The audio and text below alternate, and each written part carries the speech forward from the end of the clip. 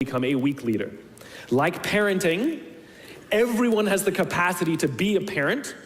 Doesn't mean everybody wants to be a parent, and doesn't mean everybody should be a parent. Leadership is the same. We all have the capacity to be a leader. Doesn't mean everybody should be a leader, and it doesn't mean everybody wants to be a leader. And the reason is because it comes at great personal sacrifice. Remember, you're not in charge, you're responsible for those in your charge. That means things like when everything goes right, you have to give away all the credit.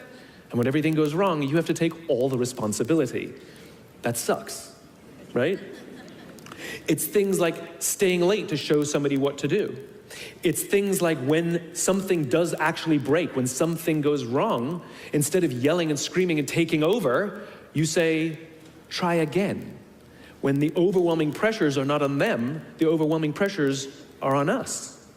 At the end of the day, great leaders are not responsible for the job. They're responsible for the people who are responsible for the job. They're not even responsible for the results. I love talking to CEOs and say, what's your priority? And they put their hands on their hips all proudly and say, my priority is my customer. I'm like, really? You haven't talked to a customer in 15 years. There's no CEO on the planet responsible for the customer. They're just not. They're responsible for the people who are responsible for the people who are responsible for the customer. I'll tell you a true story. A few months ago, I stayed at the Four Seasons in Las Vegas. It is a wonderful hotel.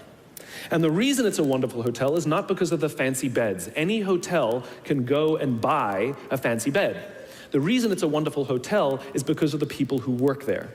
If you walk past somebody at the Four Seasons and they say hello to you, you get the feeling that they actually wanted to say hello to you. It's not that somebody told them that you have to say hello to all the customers, say hello to all the guests, right? You actually feel that they care.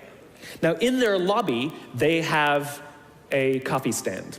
And one afternoon, I went to buy a cup of coffee, and there was a barista by the name of Noah who was serving me. Noah was fantastic. He was friendly and fun, and he was engaging with me, and I had so much fun buying a cup of coffee, I actually think I gave 100% tip, right? He was wonderful. So as is my nature, I asked Noah, do you like your job? And without skipping a beat, Noah says, I love my job.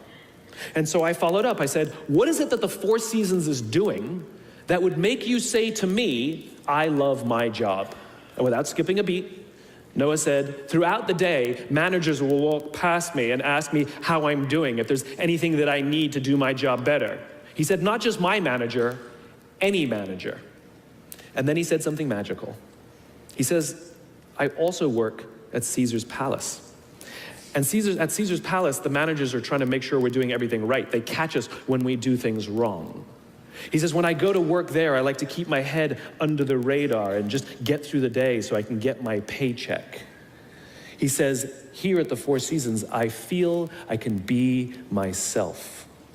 Same person, entirely different experience from the customer who will engage with Noah. So we in leadership are always criticizing the people. We're always saying, we got to get the right people on the bus. I've got to fill my team. I've got to get the right people. But the reality is, it's not the people. It's the leadership. If we create the right environment, we will get people like Noah at the Four Seasons. If we create the wrong environment, we will get people like Noah at Caesar's Palace. It's not the people. And yet we're so quick to hire and fire. You can't hire and fire your children. If your kids are struggling, we don't say, you got to see at school, you're up for adoption. So why is it that when somebody has performance problems at work, why is it that our instinct is to say, you're out? We do not practice empathy. What does empathy look like? Here's the lack of empathy. This is normal in our business world. You walk into someone's office, someone walks into our office and says, your numbers have been down for the third quarter in a row. You have to pick up your numbers, otherwise I can't guarantee what the future will look like. How inspired do you think that person is to come to work the next day? Here's what empathy looks like. You walk into someone's office, someone walks into your office and says, your numbers are down for the third quarter in a row. Are you okay? I'm worried about you. What's going on? We all have performance issues. Maybe someone's kid is sick. Maybe they're having problems in their marriage. Maybe one of their parents is dying. We don't know what's going on in their lives. And of course it will affect performance at work. Empathy is being concerned